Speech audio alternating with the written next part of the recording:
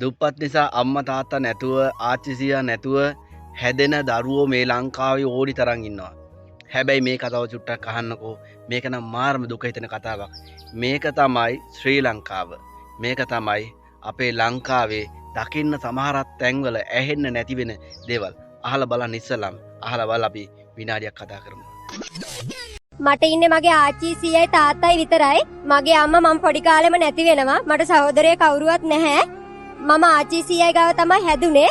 මට ඉස්කෝලේ යන්න බැරි වුණා. ඒ මොකද අපි ගොවිතැන් කරලා තමයි ජීවත් වෙන්නේ. මට ඉස්කෝලේ යන්න බැරි වුණා. මට 18 සම්පූර්ණාට පස්සේ මම කොළඹට ආවා. මම කොළඹට ඇවිල්ලා පොඩි පොඩි රස්සා කරා. මම එහෙම කරපු සල්ලි වලින් තමයි ආච්චි සීයයි බලාගන්නේ. එයාලා දැන් ටිකක් වයසයි. කෑම බීම එයාලට බෙහෙත් හේත් මං තමයි බලාගන්නේ.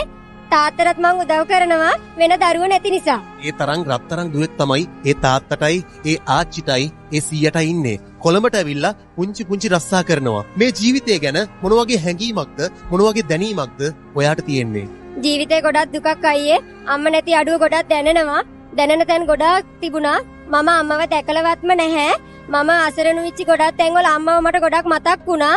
මට අම්මා හිටියනම් මගේ ප්‍රශ්න වලට ගොඩක් විසඳුම් තියෙයි කියලා මං හිතනවා. ඒත් ඉතින් මොනව කරන්නදයි ඒ මගේ නොලැබීම.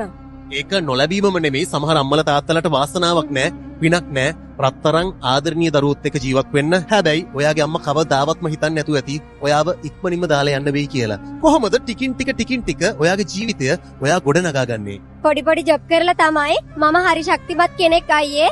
මම ජීවිතේ කවදා හරි දිනනවා. අවදාහරිම කමන්නේ ජීවිතේ දිනන්න ලැබෙන්න කියලා වැඩ කරන සෙට් එකේ ෆිට් එක සිරස් ලන්ච් ටයිම් ටීවී වට ප්‍රාර්ථනා කරනවා. ගෙවල් කොහෙද ගම කොහෙද? මම බිපිලේ.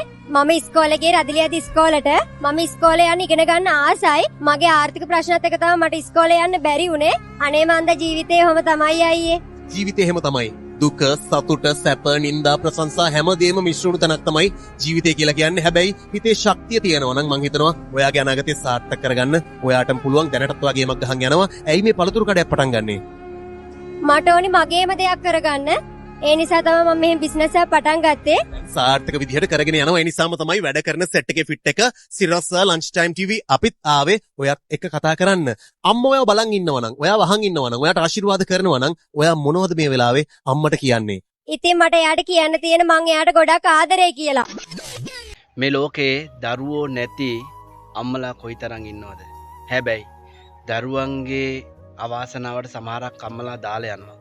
සමහරක් අම්මලා දරුවෝ හම්බෙනකොටම මියනවා.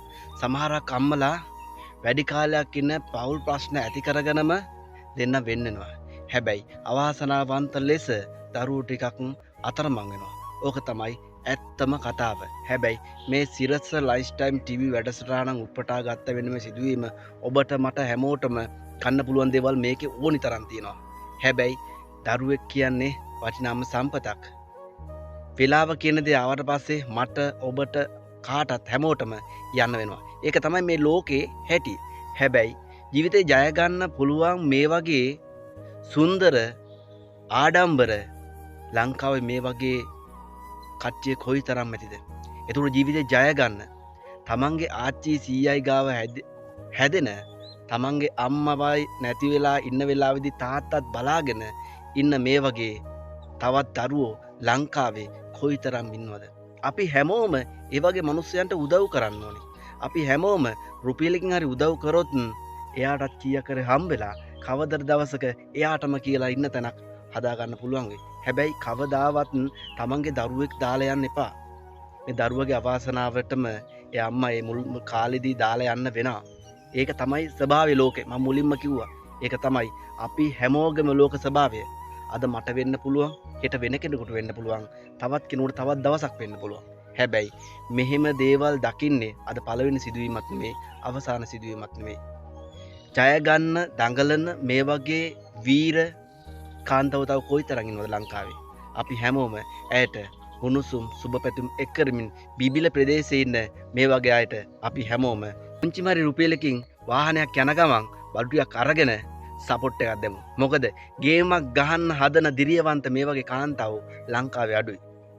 ජීවත් වෙන්න තමන්ගේ දරු පැටව ජීවත් කරවන්න හදන කාන්තාවෝ ඉන්නවා. හැබැයි මේ වගේ තමන්ගේ ආච්චි සීයයි බලා ගන්න ගමන් තාත්තට සලකන ගමන් පුංචි කඩයක් කරලා දියුණු වෙන්න හදන උත්සාහ දරන මේ වගේ අයට උතුරන්න හරියන්න ඕනේ. තිරුවන් සරණයි. මම කැලුම් දිසානායක.